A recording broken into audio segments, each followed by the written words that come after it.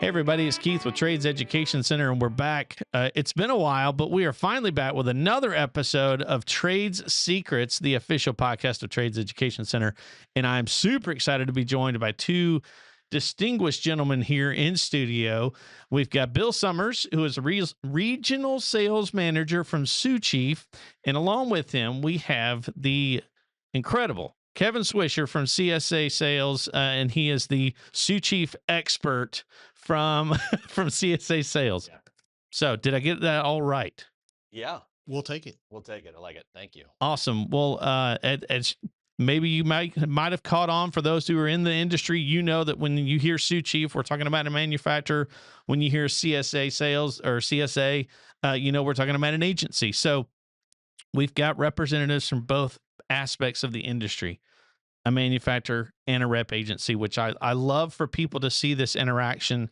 I've gotten to see this with meeting with these two gentlemen. It's a beautiful thing to watch the manufacturers and the sales agencies work together to then impact the industry, which in the long run impacts customers at home and in their businesses. So the greater y'all work together, the greater we all benefit. I like that. Yep. So I'm going to let them take it over. So Bill, first with you, I want to just hear your story. How in the world did we get to where one day you and I met because of Kevin?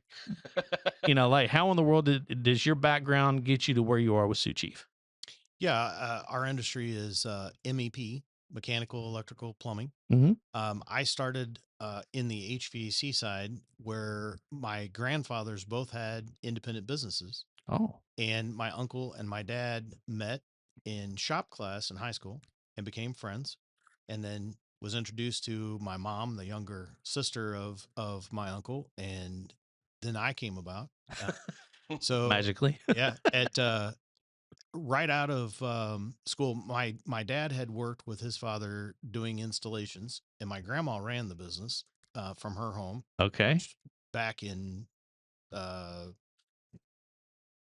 probably 55 is where that was. No kidding. 1955. Okay. And then my dad went to work at a wholesaler, and he was a counter guy Oh, back in the day. So you had to wear Florsheim shoes with thick soles, and you had a sales manager. When a customer walked in the door, he was making sure that they were greeted by name. And wow. for the real old guys, when you got an account, they sent off and got a metal card with your credit information on it and a multi-carbon form. So when they wrote up your ticket, they stamped it and put it on. So So back in the more formal days. yeah. Yeah. So that interestingly, that supply house has been acquired a few times. It was Budlock in Evansville, Indiana, and they later sold out to NTCC, National Temperature Control Centers. Okay. And then ultimately they broke apart and were purchased by people. So there was a company called Gustav Larson, which bought them, Okay. and they are HVAC and refrigeration. And then recently they sold to Hajoka. So many people know who Hajoka is. So that's just that legacy. Wow. And I go to dinner with a rep, Lonnie Moore from Moore Sales Okay. in southern Indiana, and he has a son named Matt Moore. Well, he was a few years younger than my dad, and my dad mentored him and got him started in the territory back at Budlock. Just to give you way back. No, this is great. That's awesome because it's this really cool pathway. We want people in this industry, so just Yeah. let you know, I'm good to my family. So my dad was in the business. My uncle was in the business. My uncle had a son. And Okay. he bought out. My grandpa was partners with his brother, and he had two sons. Okay. So he and my uncle bought his brother and his son out. They went over to St. Louis and started two businesses out of that. And then he had another son, which was in sales for another contractor. So I Okay. mean, this is a whole family legacy here. So I'm taking too long. No, you're not. Go ahead. So then my dad had a couple of businesses that he ran, and he did the first geothermal installation in Southern Illinois Wow. for water furnace at the time. And now my cousin runs the legacy Holloway heating business. His name is Jay Holloway. So third generation there, and I was third generation, and he's the largest geothermal installer in the state of Illinois. Wow. And he works with Illinois Power and some other for rebates and so forth. So that legacy is still there in the original building. Then I have two sons, and my son works for a manufacturer's representative like what Kevin is, and their SFE happened to be a Sioux chief rep, but my son represents a growing HVAC sector.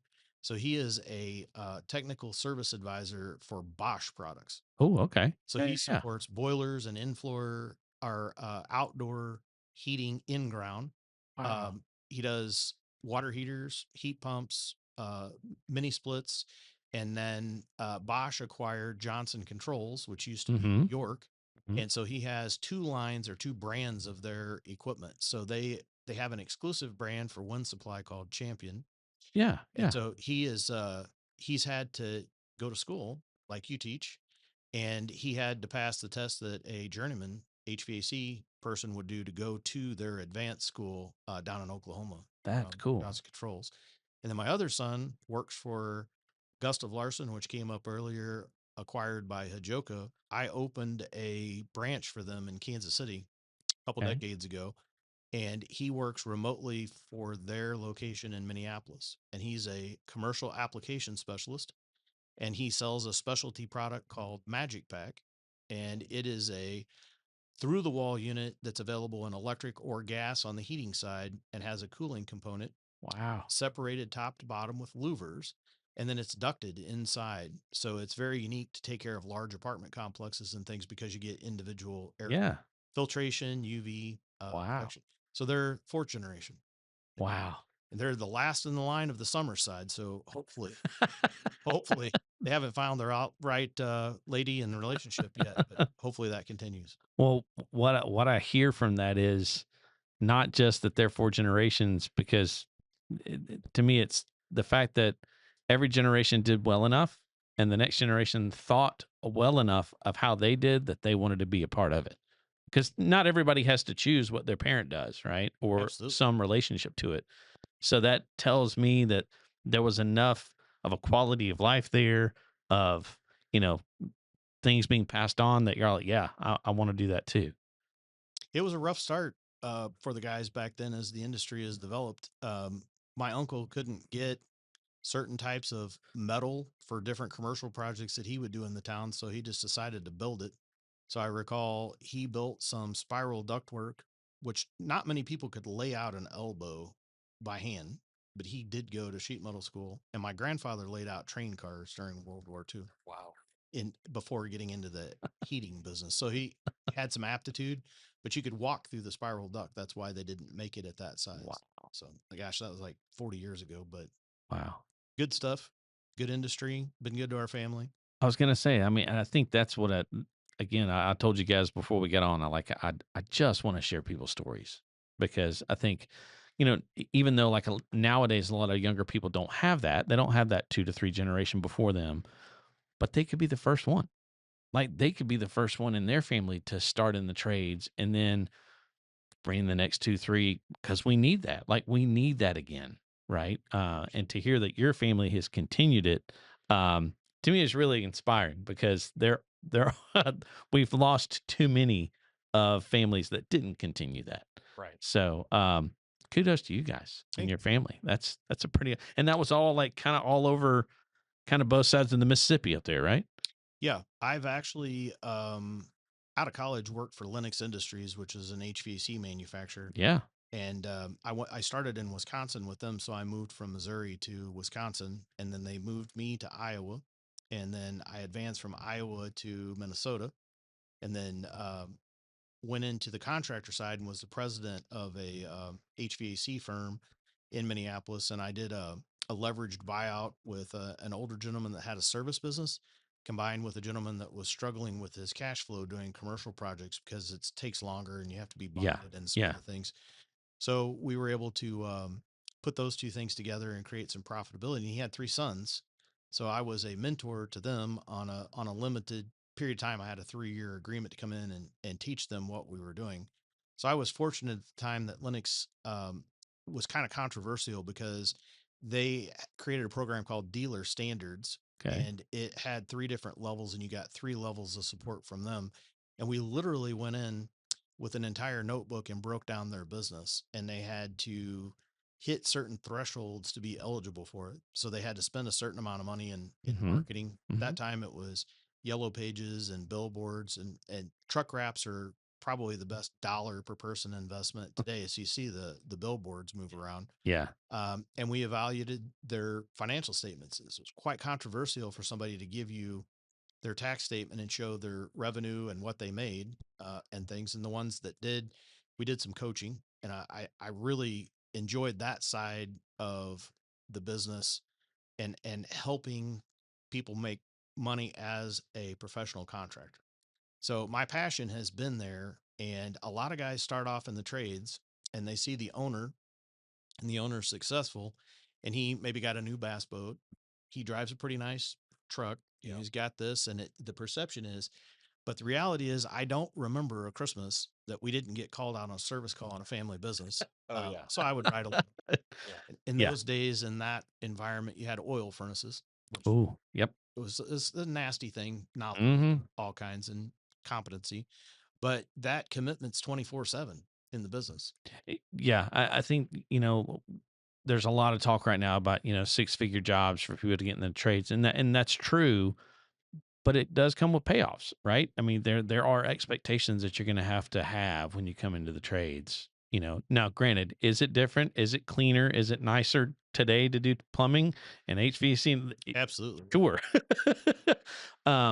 But yeah, and speak to this if you don't mind, because you said you moved. I think another thing that we're seeing in this kind of 18 to 25 and 35-year range, 35-year-olds, is the resistance to want to leave home and Yeah. to not follow where the jobs are. Can you speak? Do y'all see that? Or, I mean, you did it yourself, right? I mean, you moved state to state quite a bit. But talk about the benefits of doing that. Yeah, I mean, there's a lot of things in the industry that you can do. Kevin is a professional manufacturer's representative, and that's our philosophy for our channel, to market. And I could never learn what his agency knows with the decades that they have been in the market. Of the business was small and it was a few people, and it expanded, and they left and went around. But you have the wholesale aspect of it, and there's very sophisticated working models relative to inventory management and Okay. time value of money, and sorting the products. And there's sales, and you can be very successful in sales like other careers. And the wholesale business is one, the contractors one, the manufacturers are one, and the manufacturers representatives are another. Um, and you don't have to go to college if you're not really interested in what college is going to do for you. So there Sure. are some successful models like Germany where you take aptitude tests of what you're interested in, and Mhm. the older you get, the more you appreciate liking what you do, Yeah. instead of it just being a job. So it's a passion that's there. So you can possibly get a signing bonus, come through, get educated, learn how to do the business, and you're giving them a approval that they're doing it the right way. You're teaching them how to do it. So as an employer, I'm going to trust your employee versus hiring someone off the street. Sure. And then you get into that business, and you may or may not like that aspect of it. Um, when you get into multifamily type contractors, you maybe chase work out of town more. There's a service and repair aspect of the business. In as an electrician, as a plumber, and as HVAC, when something breaks, the homeowner needs to call.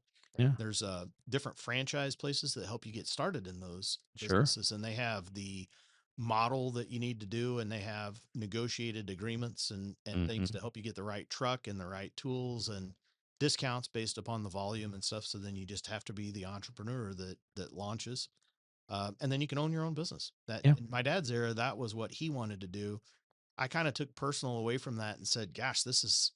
We would try to watch a movie as a family. My dad was on the phone all night, interrupting the movie, talking to customers that were calling and doing bids and stuff. And I Yeah. thought, Yeah. "Gosh, I don't want to work 18 hours a day." So now I work 18 hours a day traveling and selling Yeah, plumbers. that's right. That's right.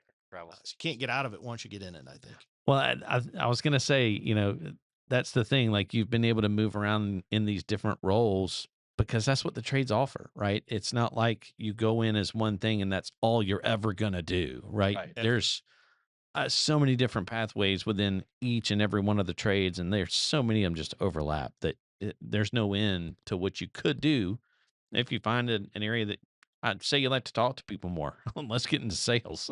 Well, Brill and I were just talking about that on the way over here. Yeah. That it's still a very relational. The trades are very relational. Oh man. And even though with all, automation, computerization, everything in the digital world, we still rely upon, the trust and the relationship of others. And I think that's what's so important. What I appreciate about, the Trades Education Center is linking them, not just with the manufacturers, but with the reps, seeing all the different spokes that what the trades can do. You don't have to necessarily be the guy with the plumber's crack. You know what I mean? I mean, that's great. We need that. Yeah. We need more of that. And I know there's definitely a deficit there, but there's a wide net of opportunity within the trades, no matter which direction you want to go. Yeah. When I started out in picking up the phones, I started in the plumbing industry, just picking up the phones at a call center for Hansgrohe back in 2007. No So kidding. I learned my plumbing, trial by fire, right? Just hearing what problems are and having reps call me and saying, how do I get this? How do I solve a solution? How do I get a solution to this problem here? There's a failure here and such. And, you know, working my way through that and then other, channels and other areas, departments within different manufacturers, has gotten me to where I am now. I mean, I just a lot of information from different things, but it all goes back to who's the number one customer, and that's really to understand that the trade component, the plumber, who makes all things happen and the impact that they have. So we need them. Yeah. Well, well then you said you started with in 2007. Let's go a little bit further back. So what got you to where you ended up at a call center working on plumbing issues? Um, I was unemployed. Okay. I was. Where we all start. Yeah, exactly. I was out unemployed. of the womb. Yeah. No. I had done a lot of different things. I went to college at 25. So Okay. I worked, waited tables, did other odd jobs, just to make money, bartending, things like that. And I think that might have been where maybe some of my people development skills happened. I was gonna say it sounds like you're all about people. All about the peoples. Yeah. People are my like addiction. Yeah. So, I like but really, um, more paramount to that is solving people's problems. So, Mhm. finding solutions. What can I help you with? I consider myself a conduit. Help me be that. I want to help you get to what you need to do, and I can get the resources connected with that. And that's where I think that I can play. That's the role that I play is being that conduit of a solution-minded salesperson. Sure. So it's not about the dollar to me. To me, it's about helping somebody else. And again, with this being such a relational industry, as I learned and I've continued, staying being in it, that the more we rely upon each other instead of work against each other, I think we all rise up. Sure. Rising tide raises all ships. Yeah. Well, I was gonna say back to your bartending days. I mean, that's you learn really good listening skills as a bartender.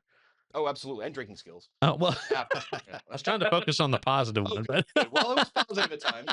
So, no, but I mean, but seriously, I mean that everybody knows like the next thing besides a therapist is a bartender, right? Is absolutely the person that listens to your issues. I mean I mean to me, it's not that weird that you ended up being in what you're doing because of those experiences. So absolutely.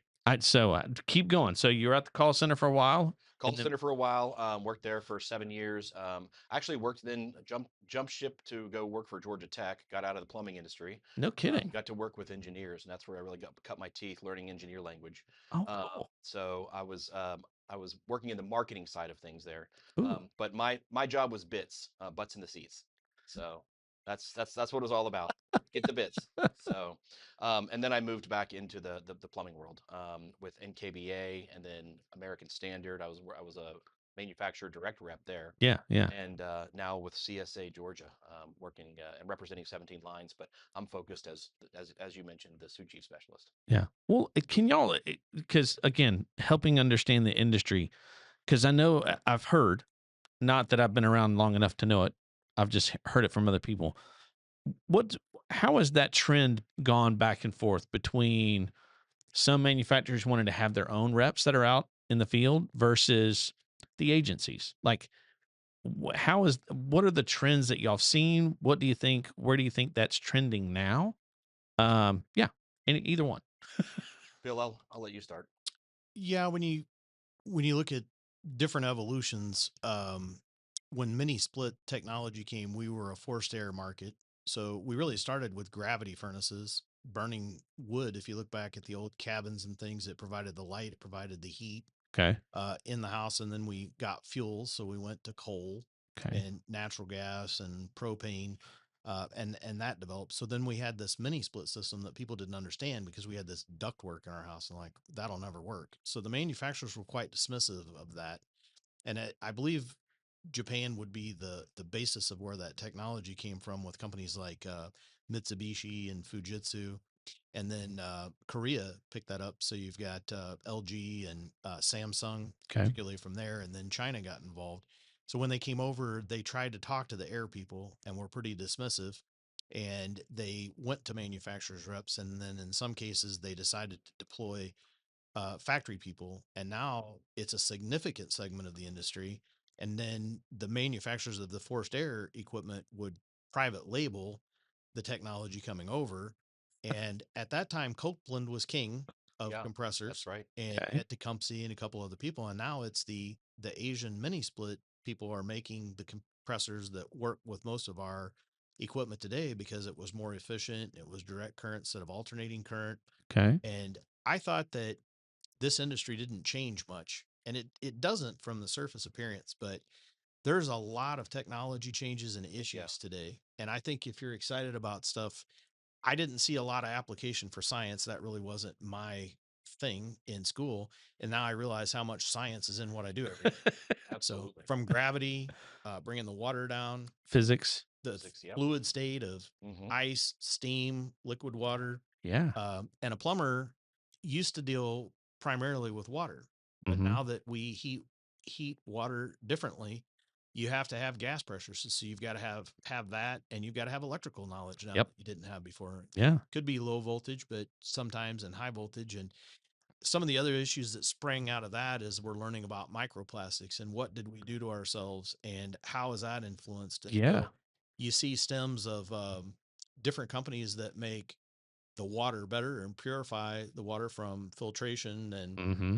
possibly UV lights and removal of the microplastics and the air that we breathe on the other side, Mm. building a tight environment. Yeah. So if you think about what you should really be the most important thing when you buy a house is the air you breathe and the water you drink and where your waste goes. Yeah. And that's where our industry hits. Well, That's a good point as far as the fight.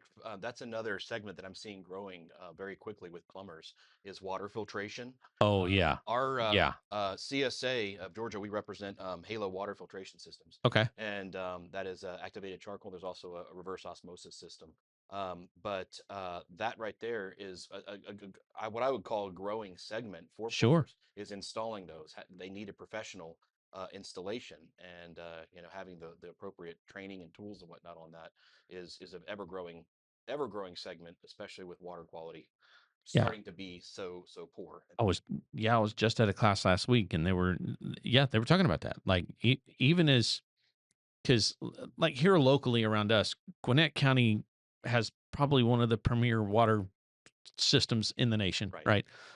Barrow County, where I live, they're supposedly number one in the state in terms of how good the water tastes, you know. Right. So there are a lot of great systems doing great work, but there's still concerns that people have about the water that actually gets into their home because you might be 10 miles from your water source.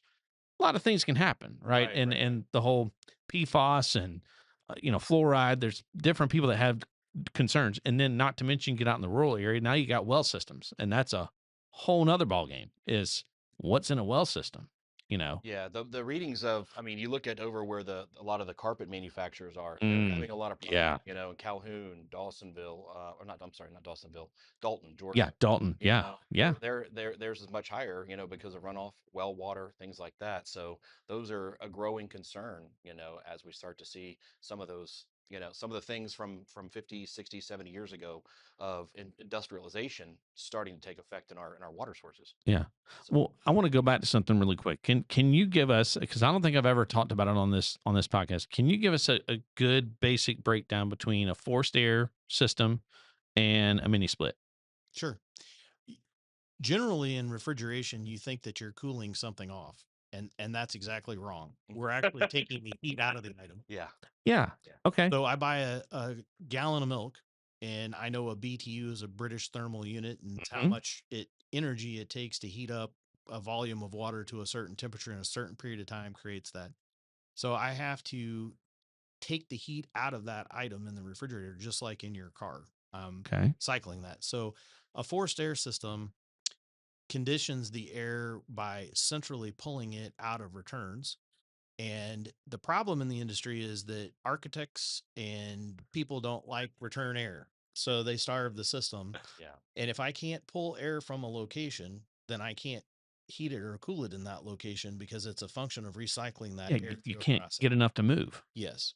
Um, a ductless system is no ductwork spreading it. So it's a miniature head that goes on the wall. It could be a picture frame, it could be a pedestal that sits, it could be a cartridge that drops out of the ceiling in an office Okay. environment.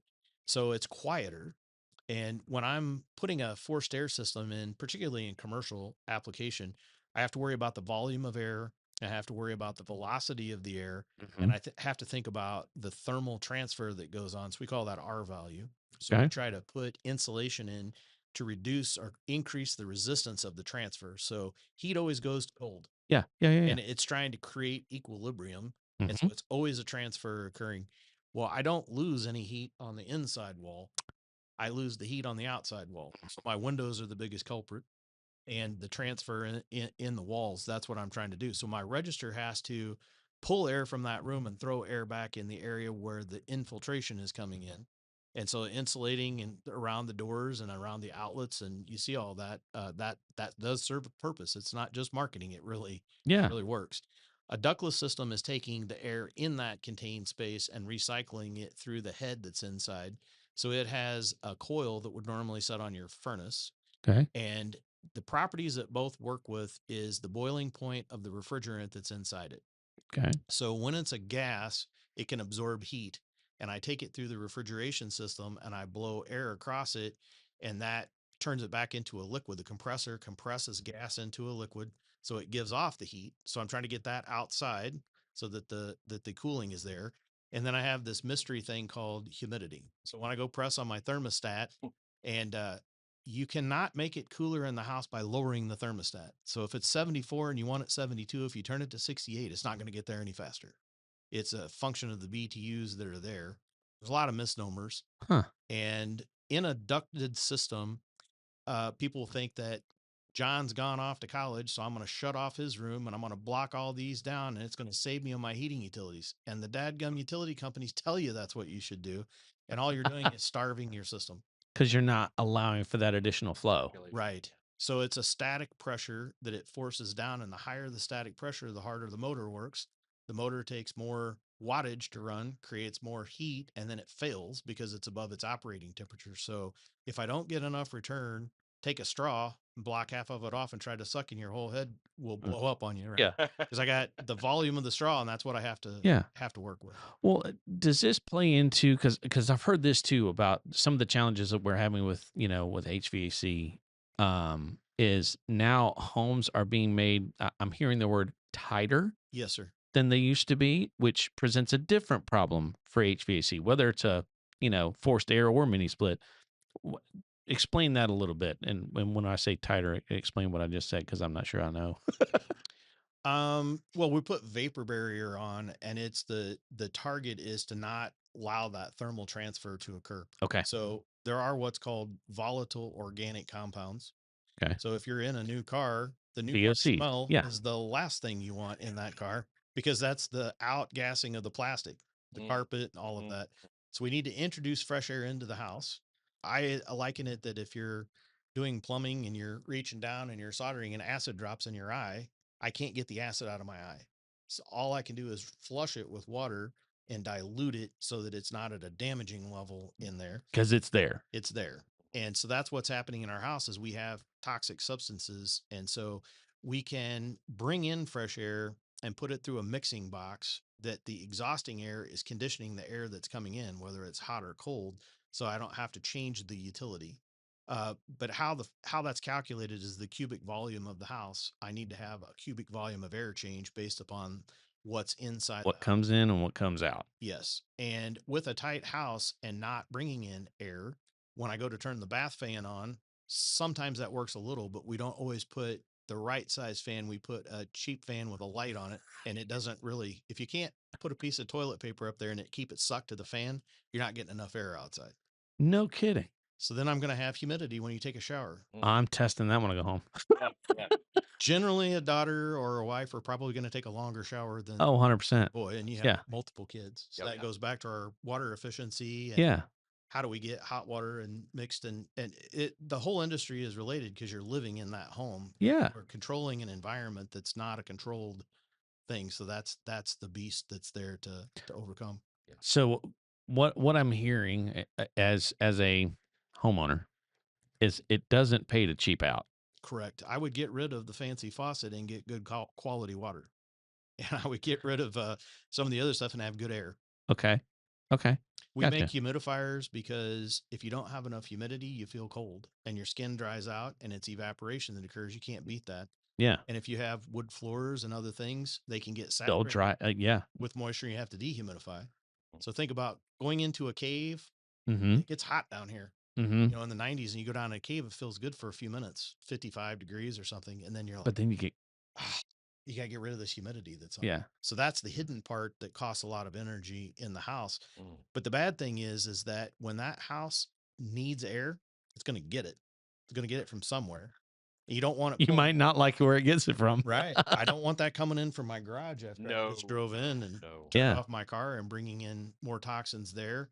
And I definitely don't want the combustion gas that's going out from my water heater being sucked back in the basement because that goes outside because it can kill me. Yeah. Carbon monoxide. Yeah. And that is an open path in an 80% unit. And then as we remodel our kitchens and put in big industrial fans and all the pot fillers and 6-burner stoves and everything else, where does the incoming air come with that? What that sucks out, it's going to come from someplace that you don't want it to come from.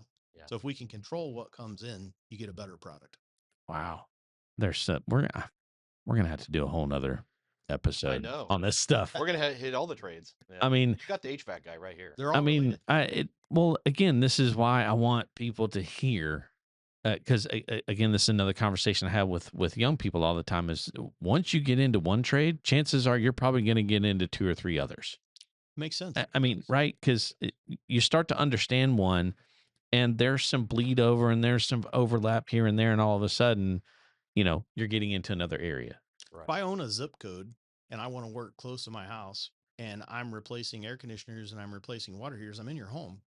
So I'm probably going to have a friend that does windows because I can see it's causing a problem. Say, well, you might want to call my buddy Chuck to get your windows done. But interestingly, I'm running wires and pulling them through the walls and I'm replacing faucets and all that stuff. So if I do a survey of your house, I can show you the things that aren't working and then you can put them into the budget to take care of later. But I could probably put a security camera in for you based on my technicians. Yeah, And yeah. I think you're probably even adding here to the trade school. You're probably going to start teaching trades other than plumbing. That's the plan. Very, very soon. Yep. So I can't think of a better place to start here, hands-on. Yeah. And really get a chance to use the materials that you're going to be using on a day-to-day basis and understand why you're using them. And there's a lot more thought to it than people might perceive. Yeah. Even Kevin mentioned the engineers, how critical they are in the industry. You've got general contractors, you've got home builders, and the home builder's building the house. He's building the structure and selling that, but they usually let you make the choices. You pick out your lights and you pick out your carpet and Yeah. all that. I want to get back to Kevin. As a manufacturer's rep, Mhm. what's the most important aspect of what you do as it really, like, let's pick on Sioux Chief. What's the most important thing that you do as it relates to Sioux Chief and the plumbers? Answer my phone. That's probably the most important thing. Answer my phone. Respond to emails. I think even though we're all connected, we're very disconnected, I think. Yeah, In to just the way that we are. sure. There's a lot of busyness. We all have it, and we're all chasing something down. And I think my to-do list, it just keeps growing because it's a dot dot dot. I got it to be continued or whatnot. Sure. It's just tough. Time is time, but it's how certainly me and projects and so many other variables go. I mean, you know, in the plumbing world specifically. Um, one of the things I'm always trying to encourage is forecasting. Tell me when you need this particular product. Yeah. When is this going to go? But that's a question I ask a lot. I mean, I try to be proactive, but the construction industry is as good as we're trying to get it with tools like Construct Ready or Construct Connect and all the other platforms that they have out there, Procore. Um, it's still that human interaction that we have to have. Requests for information is a big one for engineers. RFIs. I need this, or where's the piece to this, or how does this work with this? um, the communication, I think, is paramount. Being available and then being able to communicate back. And oftentimes, being newer to my role, I don't have the answers, but I'm going to find them. I'm going to chase them down. I was gonna say, like, So not just saying you're gonna get an answer, but actually provide it provide an answer. and come back. And the way I operate is, I want more people in my camp, Yeah. and I would hope that, I want to be part of your camp as well. And, I think there's power in numbers, Mhm. So as far as a rep and talking to Bill and his team at Sioux Chief, that's critical. I don't have an answer, and they're the professionals. Y'all are the manufacturers, and I lean on him and his team a lot, as I just begin to understand the rough plumbing world. My Yeah. background has always been in fixtures, Yeah.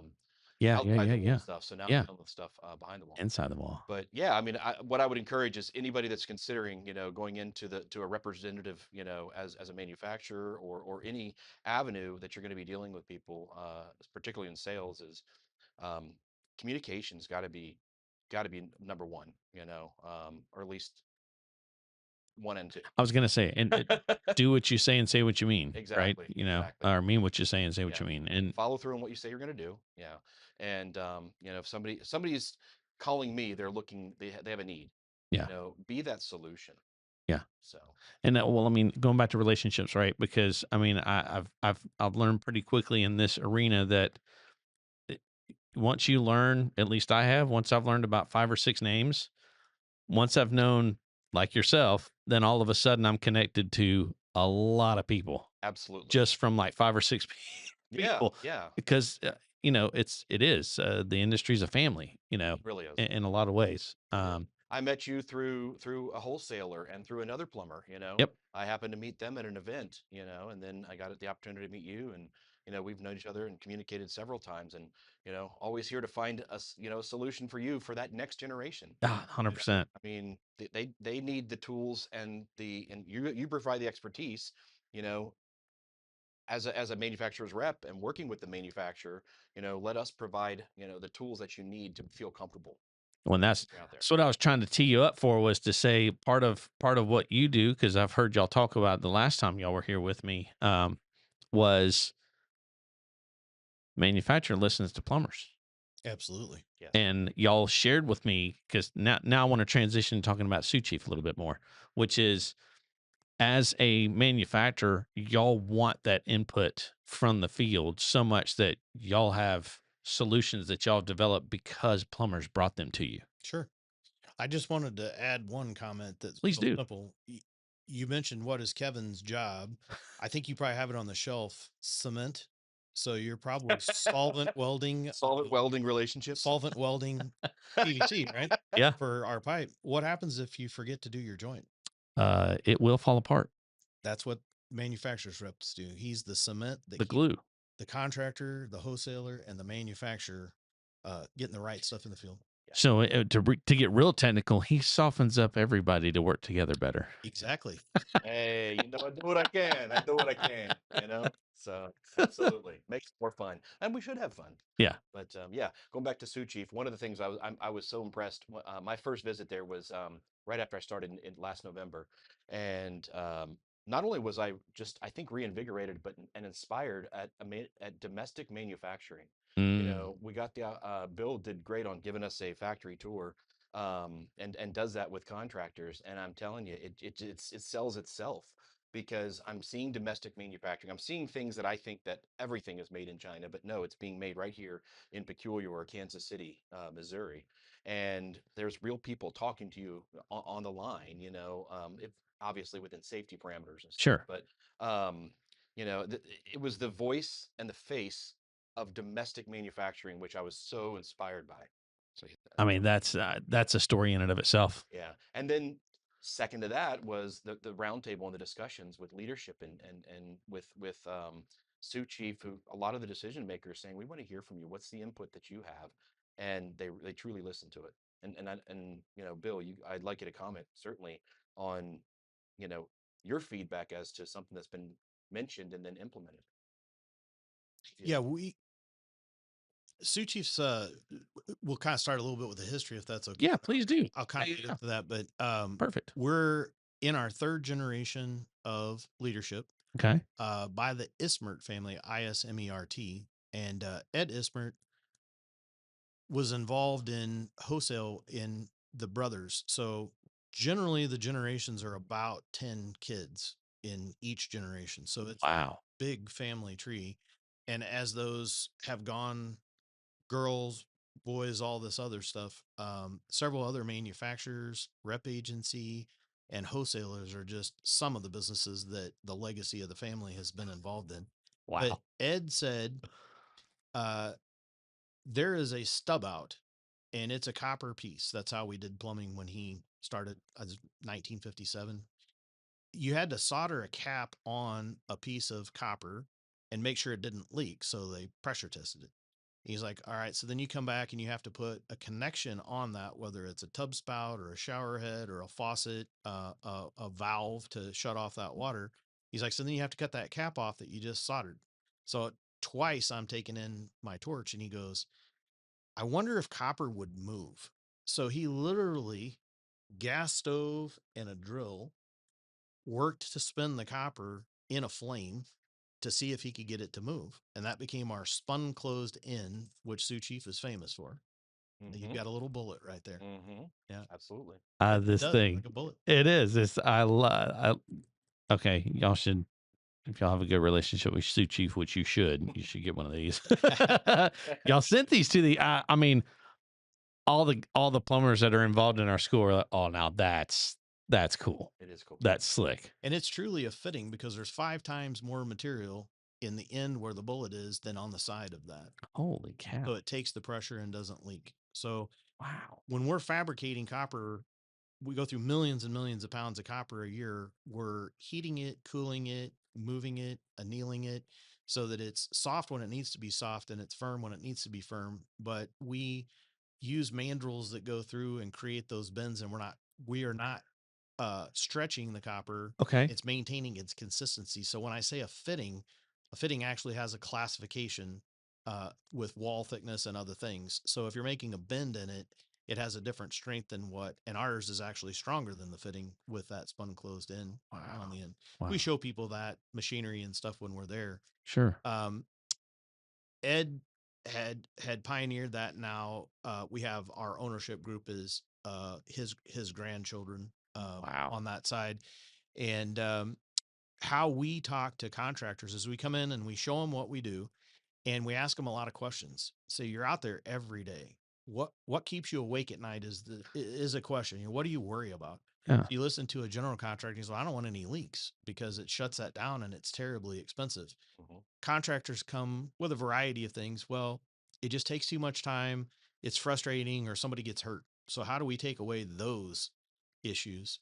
And they're like, if you just did this or you just did that, that would be great. So over our history, most of the things that we have, although we have a brilliant internal creative team to do that Sure. and put all that together, have come from suggestions of people doing it every day.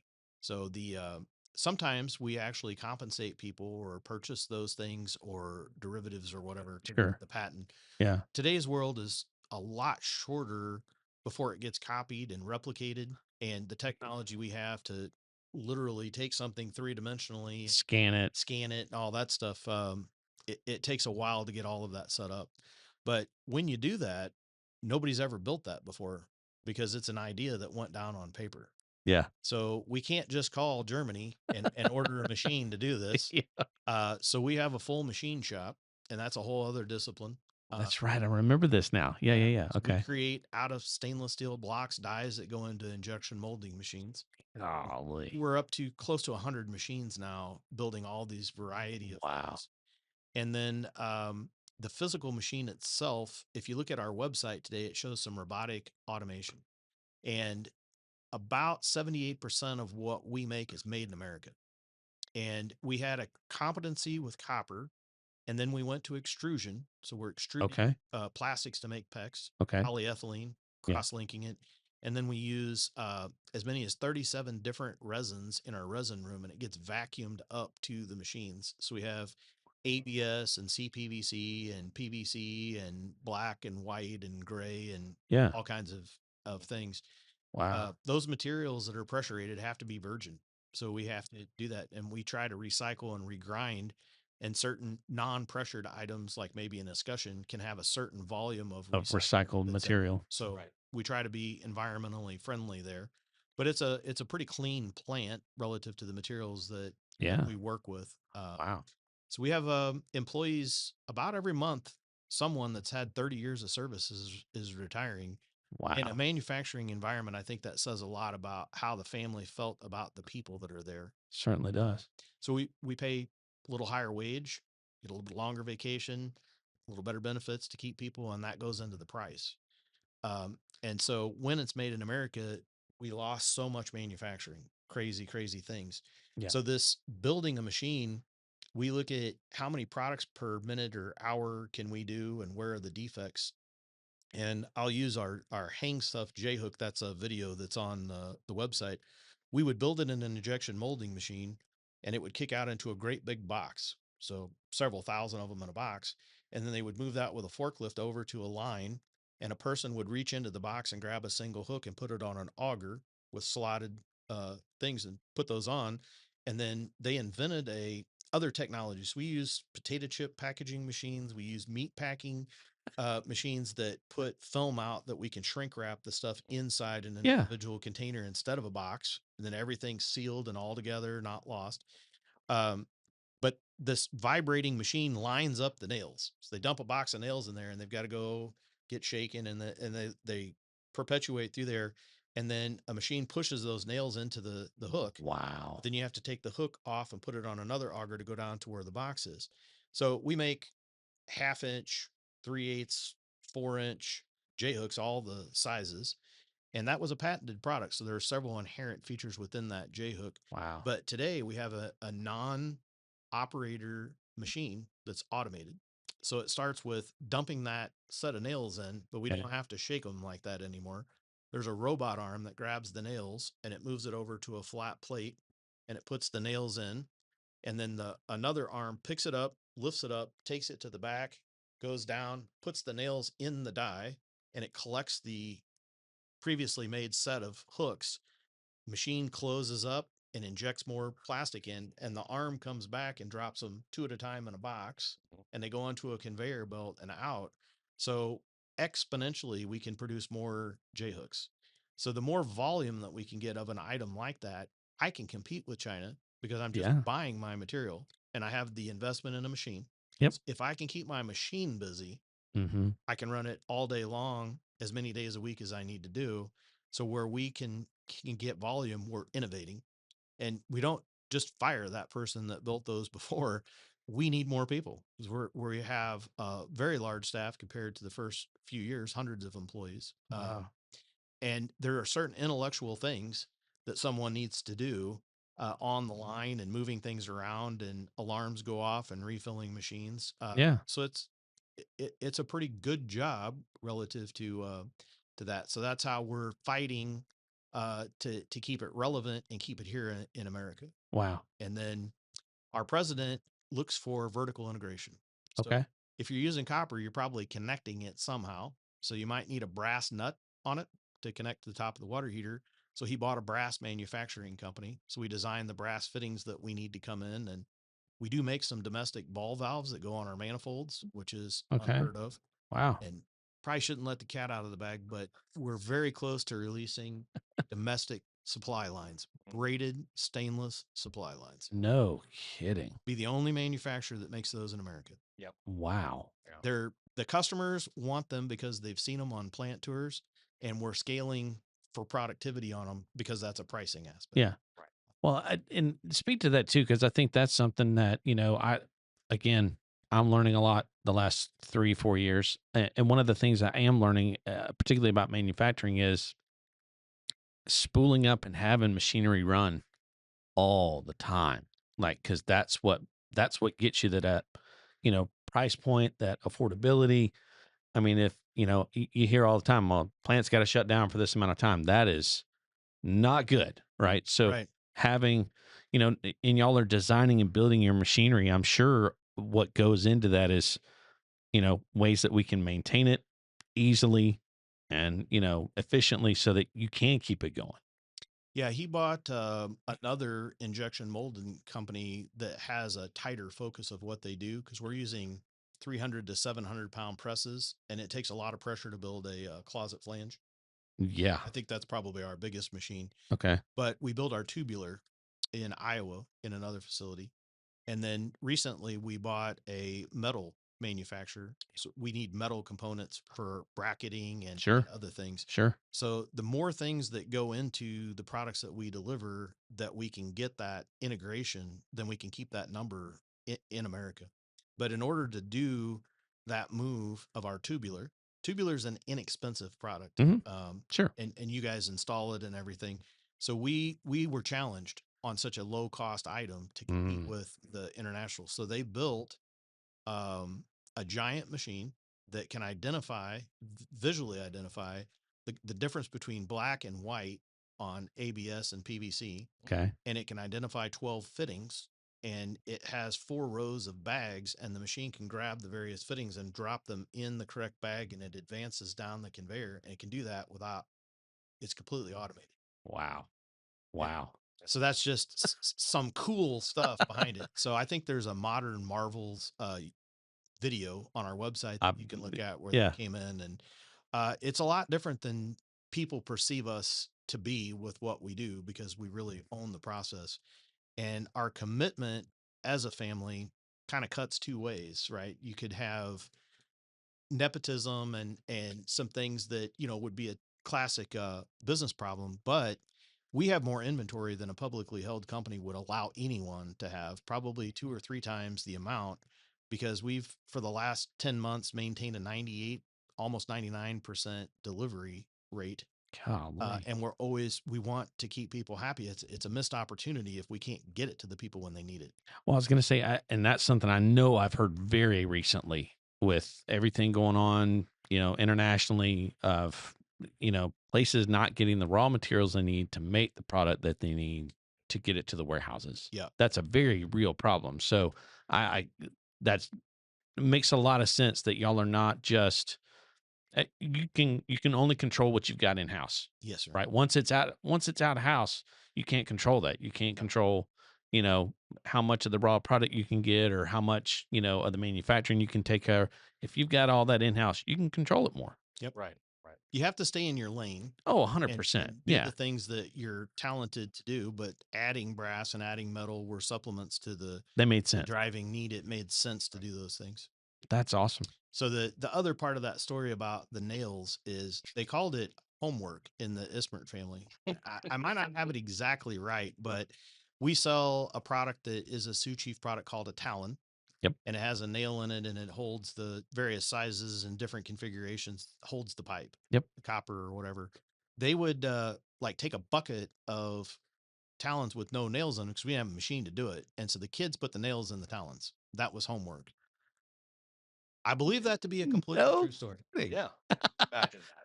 I mean, that to me, that's a classic, like, homegrown American manufacturing story. Right. Right. Is everybody's all in, Right. trying to get it up off the ground. Absolutely. That's too cool.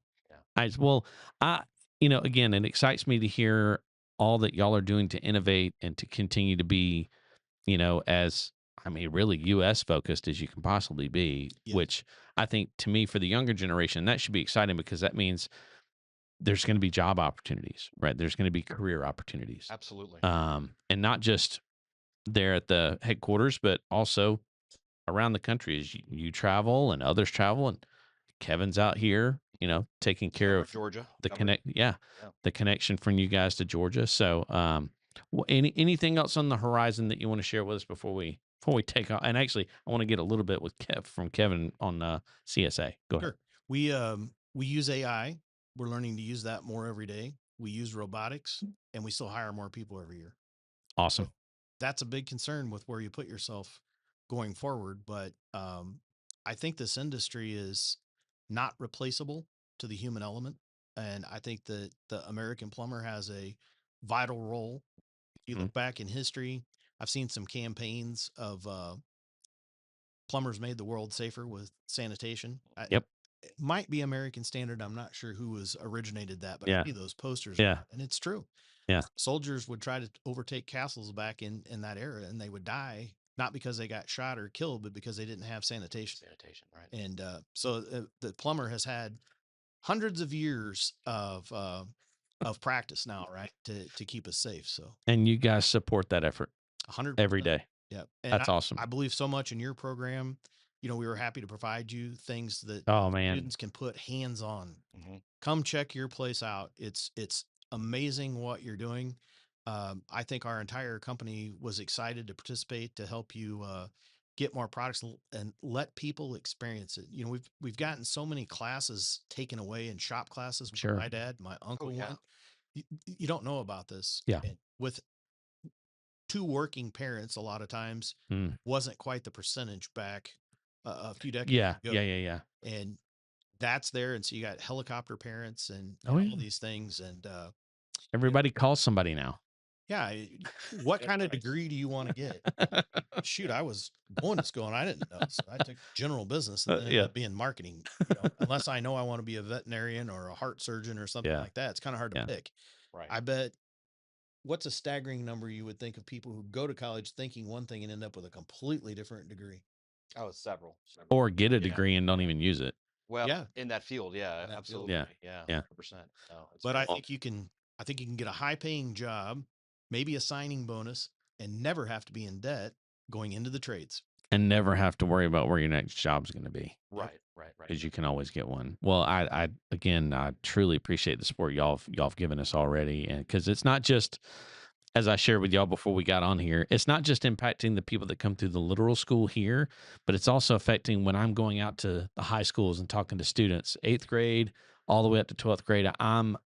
They're working with products from different manufacturers. They're doing real like plumbing work with their hands, and y'all have an impact on that, and I appreciate that greatly. Thank you. We appreciate the opportunity to chat about it. A lot of what we do was selling stuff to other people that was intellectual property. And it's pretty hard to put a stamp on something that's an intellectual thing and pick a stock about how many of them I'm going to sell. And we're elbows and pipe and fittings, and Yeah.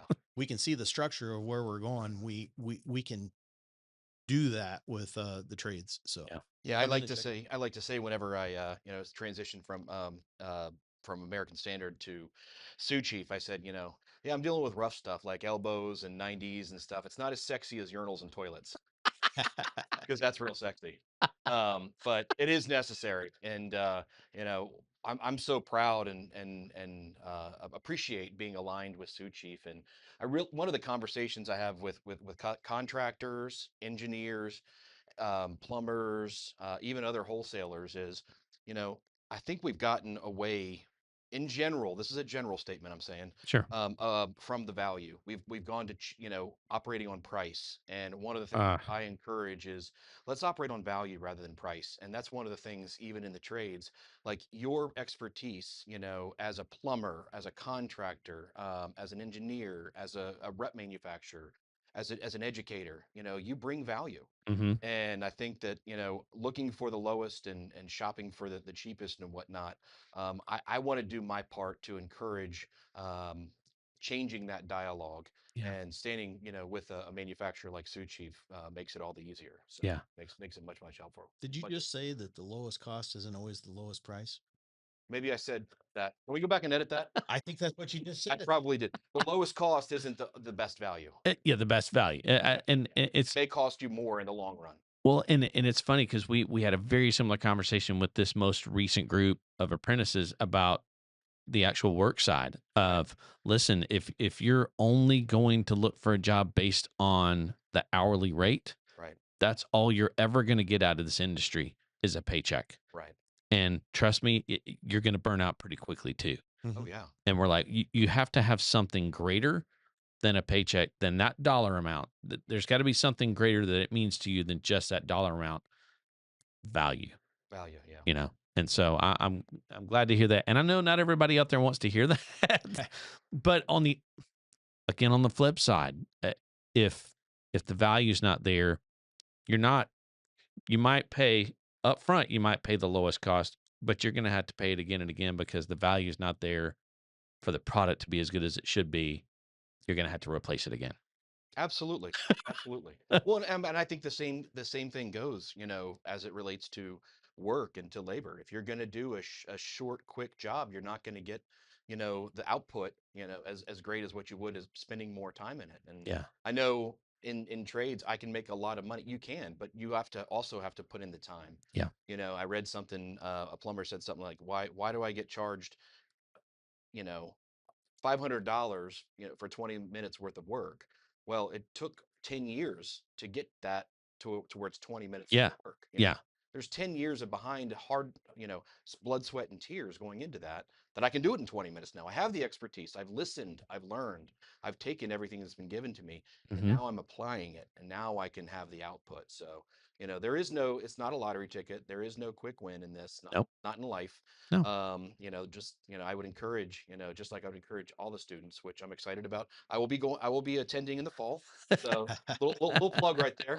I'm gonna get the opportunity to experience what plumbers do, Yeah. through your school. So through the Trades Education Center, and I'm very excited about that. I'm excited. Now, if you don't mind, Bill, we're going to let Kevin share who all else does CSA rep out there. 17 brands, Acre, which is a tub manufacturer, Alro, Aquatic Tubs, Kalefi, Dundee Manufacturing, which is also owned by Sioux Chief, Filtrine, Gerber, Okay. Halo Water Filtration Systems, and just to name a few, I'm not going to go through all the list. Proflex, Okay. which is CSST, which is a gas. Oh, yeah. Actually, another Joe company. Joe, yeah, It Joe is our Woodward. president, but it's not Sioux Chief. Absolutely. SJE Rhombus, and of course I represent Sioux Chief. So Yeah. but yeah, very excited to be with CSA Georgia. Got a small but great, mighty and powerful team down here in Georgia. So very excited. And we have our sister company up in the Carolinas. Yeah. So they're based out of Charlotte. Perfect. CSA. We just do rough-in, so we need fixtures and all the other Right. connections and- Right. I mean, I think that's the other beautiful aspect of the industry is, you've got companies like Sioux Chief that are and I know I name competition, but at the same time, y'all and Odie are the rough end people. Like Mhm. if anybody wants to talk to rough end, you're either gonna one of those two names is gonna come off your lips, right? Sure. Correct. And then, but then there's the fixture side, Mhm. and that's a whole nother ballgame. And It then really there's is. the water heater side, Absolutely. So Absolutely. and I do like that. I like the fact that every one of those aspects of the industry, y'all have to work together to make your products work together. Absolutely. So I like to see that too. So And it's such a diverse, field. You can go into industrial, mechanical, man, you can go into residential, build homes, multifamily. You can go into big one now is tilt wall construction. okay. Which Oh is yeah, like yeah. Amazon centers, Yep. data centers, and things like that. So it's a very big world out there with tremendous opportunity. Yeah. In the trades. So Cool. Any last? That's the manufacturer's reps model is we can't afford to have an agency 100% of the time with all the expenses and everything that are there. And there's a lot of cultural differences. I cover from Louisiana to North Carolina, and Louisiana is a completely different state. They have parishes, not counties, and Yep. they have a lot of different legal things. And I see different codes enforced in some places and not in other places. And you kind of have to become an expert on what works in your market if you're selling a product, because they don't use air admittance valves in Louisiana. So Wow. I could work all week long telling people we make the best air admittance valve. And it won't matter a bit. Yeah. So, yeah, exactly. The local rep is able to attend associations like PHCC. Yep. And those are better in some locations than others, depending Sure. on who's driving that. So there's no magic bullet anywhere, but Yeah. we really respect the manufacturer's model and the expertise that they bring in. Kevin's actually in kind of a special position, and we're doing a few deployments as a Sioux chief specialist. So a heavy part of his workload, near all of his workload at the rep agency is, but you've got a lot of other employees. Yes. And Yes. you have to know about the other lines and how they fit in. And Absolutely. Yeah. Yeah. Awesome. it's just our line is broad, and David is a Renai guy Okay. by background, and he's very technical, has been through training for years and done training, and you need that person. And obviously Renai believes the same thing, or they wouldn't have a rep too. So it takes all of us in this industry to make it go around. Yeah. Yeah. David Sellers is our newest addition to CSA. He came, so. Yes, I knew him when he was at Renai. Did you know him? Yeah. So now he's with CSA. Oh, how cool. Yeah. That's fantastic. Okay. I have to give him a shout out because he's the new kid on the block. I'm no longer the new kid. He took my new kid on the block card. So Aren't you thankful? yeah. No, I loved it. I'm new. I can't use that anymore. He can. Oh, that's true. That's part of the evolution. It is. Yeah. I had to pass the I'm new torch. So you know. Don't get blamed for everything. Yeah. Now I just look dumb. I can't say I'm new. I just love.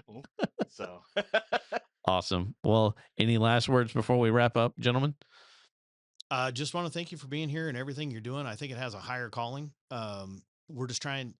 Industry's 4 generations for me, and I didn't miss many meals, as you can see. So we got by somehow. that's right. So just more power to you, and any more gas that we can put on the fire for you. It's just such a gap that needed to be addressed, and you know, you're approaching it with integrity and expertise, and I think your graduates will give you one of those big parties someday for how you made them a millionaire. Well, we appreciate, and this is something that we push on them is listen. No offense, but listen to the old guys. Listen to the guys that have been around, because y'all have so much to share. And of course, that's one thing I'm trying to do is hold on before you leave. Right. Exactly. Don't leave the industry yet. So it to me, it's super exciting to have someone like you here that still has that passion, still has that drive. You're not going anywhere anytime soon. Right. And you do want to make sure it gets to the next generation. That I appreciate that so much. So thank you for being here. Keith, I echo the same thing, man. I appreciate everything you're doing. I've been a big supporter from the Trades Education Center since its inception. Literally. And I've seen the growth, and I'm excited that you just continue to grow, and you pour into to the next generation. And what I love is it doesn't have to be somebody that's 18. No, somebody that's 56. Like, well, I'm not that old, but no, we've had a 56-year-old come through here. So yeah. Oh, I thought I was. No, I wasn't picking up. No, I wasn't picking up. I know you're 45. Anyway. God bless you. But no, just what you're doing and how you're pouring into them, and just continue to reinvest back into it. Yeah, absolutely. In the workforce, which we need. Awesome. So thank you, Keith. Well, thank you guys. Again, folks, this was Bill Summers from Sioux Chief, Regional Sales Manager, and Kevin Swisher from CSA Georgia. Mm-hmm. I think I'm going to make sure I put that Georgia part in there. Thank you guys both. And this has been another fantastic episode of Trade Secrets here at Trades Education Center. We'll see you on the next one.